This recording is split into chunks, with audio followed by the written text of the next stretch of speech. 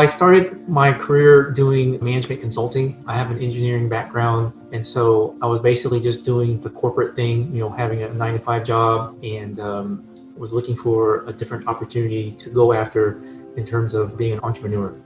I think the long-term goal when I first got started was really just replace my job income. I've been on a medical mission trip a few times, and my girlfriend, she likes to volunteer at orphanages. And so I've always had this goal of being able to work and travel anywhere in the world. So this was a perfect opportunity for that, being able to sort of do what you like and be able to help business owners. And then also, because I'm not stuck in a specific location or office or cubicle, that I could do these other things that we could volunteer our time with. So when I first started, I remember at the time I was so interested and motivated to learn materials. So I basically tried to go through it as quickly as I can so that I could, start working on it. Really, the biggest challenge for me was the selling part, because I was very intimidated with making the cold calls that I did, because I don't consider myself a salesperson at all. So that was something that I learned to become more comfortable with.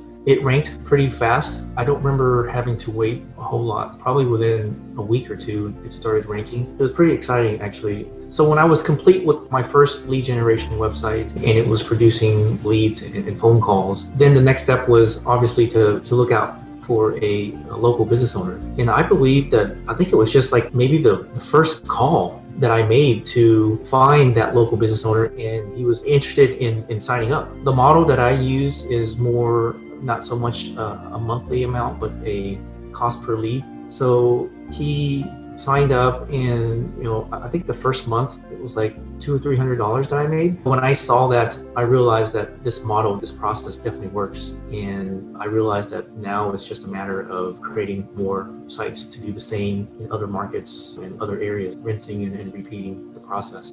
I think the thing that I realized that made the biggest difference in the growth of the business is not trying to do everything yourself, leveraging other sources, for example, the done-for-you services, because if you try to do it all yourself, obviously you only have a limited number of hours in a day to get stuff done. After my first site, literally, I leveraged other sources to get stuff done. The done-for-you services that I use has become a big part of how we grow our business. In terms of the income from the websites, I would say on average, it literally ranges anywhere from $30-$40 a month, because the sites are still ranking, to $1,500 plus.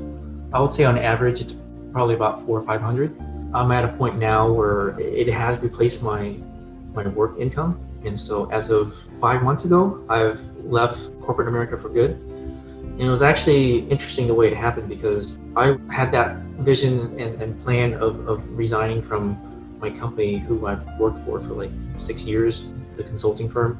And this year, when COVID hit us around March, because of the outbreak, they put everything on hold, and so there was a bunch of us on the bench at the company. And so the company had to make a business decision and lay off 20-something people, and I was in that group.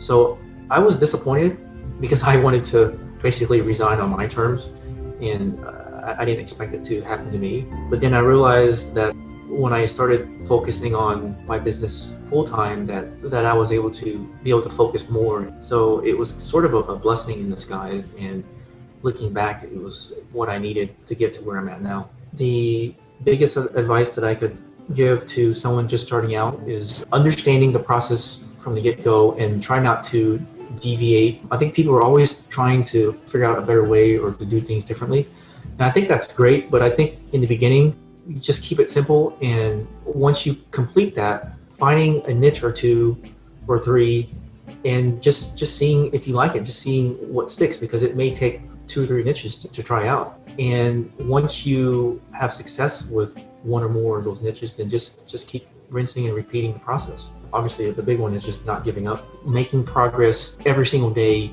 even though your results are not there immediately every day. For example, when I do my sales, I try to make 10 calls a day, and I know that not all 10 will result in a customer. Fail 10 times that day if you have to, but you did what you said you would do. Even if you fail, if you do that with consistency, you can't not get the results you want if you stick to it.